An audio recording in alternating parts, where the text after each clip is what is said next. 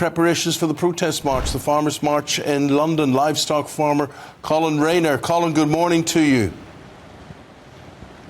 Good morning, Eamon. Good morning. What are you feeling about today, Colin?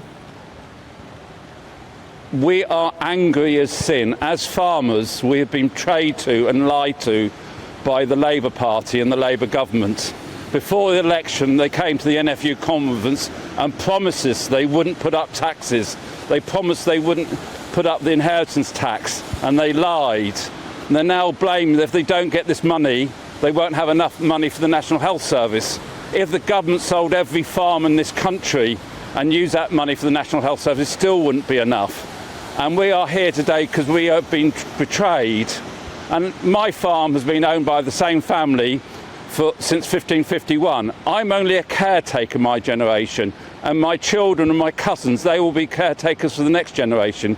We are here to produce cheap food for this country, and safe food.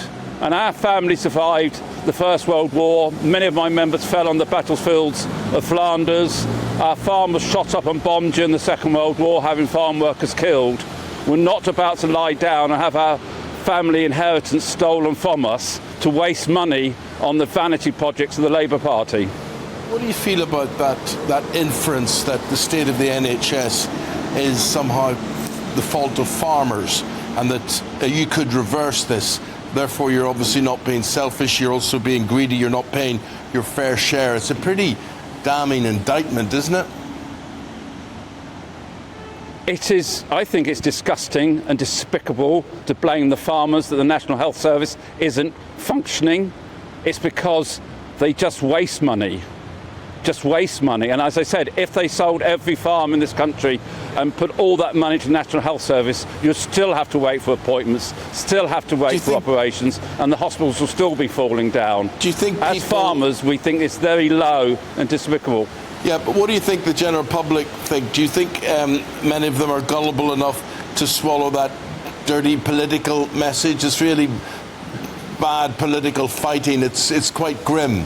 Do you think that there are going to be people who will? We've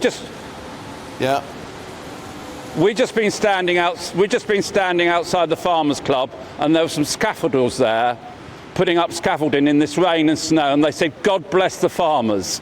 And everywhere I go, the public love the farmers. They don't love this government. They love the farmers because we look after them. And just remember, it's always the farmers that come first when this country's in trouble. When there's floods, it's farmers that come and help rescue people. When there's snow, it's farmers that clear the roads. When we have trouble, it's always farmers. Yeah, and goodness me, it's been difficult weather, hasn't it, recently as well? The politicians don't like us either. Yeah, and goodness me, the conditions for farming. We've had awful weather. Yeah, it's been awful. But I suppose the government will be absolutely steadfast in their belief that this is fair and proportionate. And the Independent Institute for Fiscal Studies say that this won't affect the vast majority of farms, and that actually you already have more generous inheritance tax benefits than most people. So what would you say to those arguments? My argument's more lies from this government. The NFU have produced their figures, and it's just total lies and fabrication. And it's basically they're throwing stones from the greenhouse and they're trying to make the mud stick on farmers. And I think it's shameful of them. And it's lies. Today, why are 26,000 farmers coming here today to protest it against it if it's only going to affect 500 farmers? Well, Colin, let me say the Prime Minister is now speaking back. Rachel Reeves, the Chancellor, is speaking back. They don't look as if they're going to come up with a compromise for you. They don't look as if they're going to do business with you on this one. Is this winnable for you? Well, my view is the government won't change. And we won't change. There will be an impasse, and I think will be the poll tax, the legislation the Conservatives brought in the 80s. I think this may bring down the government eventually. Do you foresee empty shelves in supermarkets? Do you see... sorry, I can see you're battling very noisy traffic there. I'll just let that siren pass for a second. Yeah, do you see empty shelves in the supermarkets, price rises, and the possibility that a lot of these farms will be sold and bought up by foreign owners? Well, basically, it's going to be a field day for foreign owners buying up farmland, and we're lost to the family farm. There will be shelves empty this winter due to the floods in Spain's awful weather throughout Europe. And also, why should we grow food if we're going to lose money?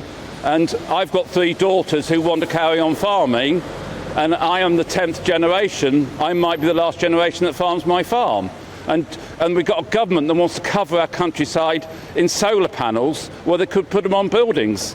You know, I think we have an insane government. I feel quite strongly about it. Yeah, well, we're gonna feel what you and a lot of colleagues are up to today, and see and watch you and join in those marches. But Colin, thank you for making yourself available to us, and hopefully we'll get to speak later on in the day as well.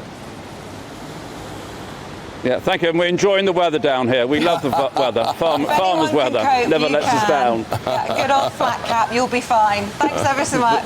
The thing is, Rachel Reeves, the Chancellor, she's trying to take the moral high ground on this one, and front page headline Daily Telegraph, and she's saying these farmers must pay. They must pay, but because of them, the NHS is in such dire condition. I would tell her to stick it up her backside. Absolutely. What's it got to do with the farmers, the state of the NHS? It's absolutely extraordinary, this whole story, and I apologise in advance if I lose my usual cool, sleeky exterior over this, because, as you say, it's just astonishing. There's a story yesterday that the NHS was spending 500 million quid or so extra on locum GPs because they've got a whole mess with how they recruit and hold on to GPs. They're spending all this money to keep them going. That's about how much money even the government admits that this change to hit farmers will cost. So you fix that one issue, you don't need to do this. So why are they really doing this? And I'm afraid it's not that dissimilar, as Elon Musk says, to the kind of Stalin policy of de-kulakization. The kulaks were the kind of slightly wealthier peasants in the interwar period that the Communist Party in the Soviet Union went after, liquidating the kulaks, destroying them, destroying the family farms, collectivising them all in the power of the state. And why is that? Because rural communities aren't the sort of people who back the Labour Party. I mean, that's pure class war. Yeah, we're used to so desperately seeing this line from the Labour Party that they don't change their mind. They are totally inflexible on this. The Prime Minister said over the weekend, "I will defend this all day long." Obviously, he's out overseas today, so he won't have to. But they are saying that they've committed $5 billion extra to farming in the budget. They believe that this is fair and proportionate. They're already treated better than the rest of us when it comes to inheritance tax. They say it must be used to fund public services, big question marks around that, and that 50% of food in the public sector is to be produced by British farmers, which will be a big boost to them. So they should be grateful for this, should they not? The fact that the government doesn't understand the impact that this policy is going to have, and as the leader of the NFU, and by the way, really good on the National Farmers Union, as we were joking earlier, probably the only union that Labour isn't in bed with, but the fact that this guy is actually standing up and saying the truth, rather than that kind of, oh, well, on the one hand this, on the other hand that other lobby groups feel the need to try and do to keep government on side. Good on them for just coming out and saying, and calling a spade a spade. But how dare she blame the woes of the NHS on farmers? Yeah, well, exactly right. I mean, because, knowing Rachel Reeves' glittering CV as we do, she obviously must have spent 20 years as a farmer, just as she was probably, Prime Minister of Norway, as well as being an economist at the... Oh, no, she wasn't that, was she? She's just Because economical with the truth, CV. James, rather than being a chief economist. Perfect line. It's a funny one, isn't it? They just aren't going to change their mind. I mean, will this protest do anything? I mean, it just seems Why like couldn't they she say, can't listen. thank you to the farmers for funding our missiles for Ukraine? Because that's about all this is going to raise, about 7 million quid. Yeah, I think that the idea that they will have to reverse ferret on this and give up doesn't seem likely just now. I suspect this protest will be, which I'm going to go on, by the way. I think it's very important, as many people that can just take a bit of time off work, go and do that. But if you look at some of the protesting that's happened on the continent, it's become a big move. A lot of this is sort of net zero inspired as well. In the Netherlands, there was a big push to try and impose a lot of net zero policies on Dutch farmers. Well, they've now won major seats in the recent election and have, I think, government ministers in place in the Netherlands.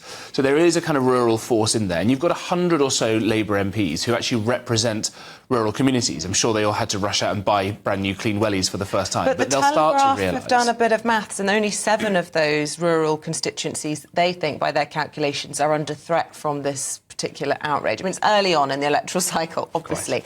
But, there's a lot more that you'd think would be sort of worried. But Only 7, according to the Telegraph. I think that with the way that campaigns work, that this stuff will pick up a head of steam. And you've got somebody like Jeremy Clarkson and the enormous success of Clarkson's Farm, which is, I think, Amazon's most successful show ever. It's, this much vaunted soft power that the Labour Party seems to care about so much. It wants soft power around the world so much that it's giving away sovereign territory and kowtowing to the Chinese, as we're about to talk about. But you want soft power, look at the effect of Clarkson's Farm on this. And you saw, someone like a media figure, as Donald Trump really was, what happened when he got involved in politics. Just imagine if Jeremy Clarkson says, do you know what, OK, I'm going to throw my hat into the ring in politics. What a grenade that would be.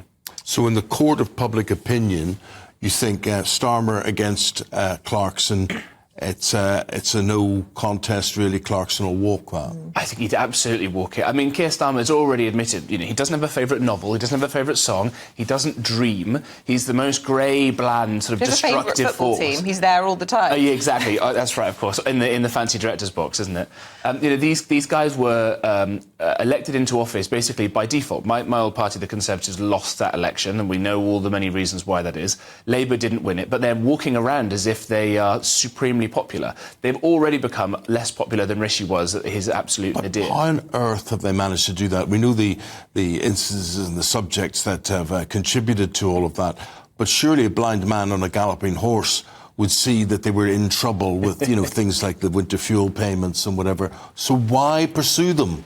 So I genuinely think that 14 years out of government and the kinds of people that they've been selecting and electing, these people have just got it into their heads, well, because we're Labour, and a lot of them do sound slightly adenoidal like that, because we're Labour, we're good people, and therefore they're allowed to do terrible things. And because the Tories are evil, it was the Tories deliberately trying to destroy the country. And they sort of think, well, I'm going to come in now and everything is going to be fine, and all this is just evil right-wing confected nonsense. They have yet to realise what a reckoning is coming to them. Yeah, and often, tell me if you agree with this, but it often seems that these kind of class-based policies, whether it be on private schools or on farmers who they see as these wealthy landowners, actually ends up affecting the people that Labour should be representing the most. So these children in good state schools will be squeezed out because house prices will go up around them. And it's the same with the farmers. The food prices are going to go up in the shops as a result, and those who can least afford it will suffer. The people that Labour should be representing. You are completely right. The most powerful law in all of politics is the law of unintended consequences. And this is the problem all the way through government. The Treasury in particular, that it says, right, this money will raise, this policy will raise this much money. But it never takes into account all this, what you call the second order effects of this. So if you say, right, I'm going to put up this tax, go, well, I'll take my kids out of this school then. As you said, put them into the state school system, that will have more pressures there. If you say, I'm going to put this tax up on capital gains, OK, I'm not going to bother building my company in the UK. I'm going to go to Donald Trump's America, so for all the bad there, it's very business friendly. Or I'm going to go to Dubai, where there's no income tax. All these sorts of things. And what's going to happen? Those of us who are left at the end of this Labour term are going to be poorer, weaker, less well fed, clearly, and they're damn sight more miserable by the looks of things. Those are the views of James Price. James, we thank you for those. Political commentator.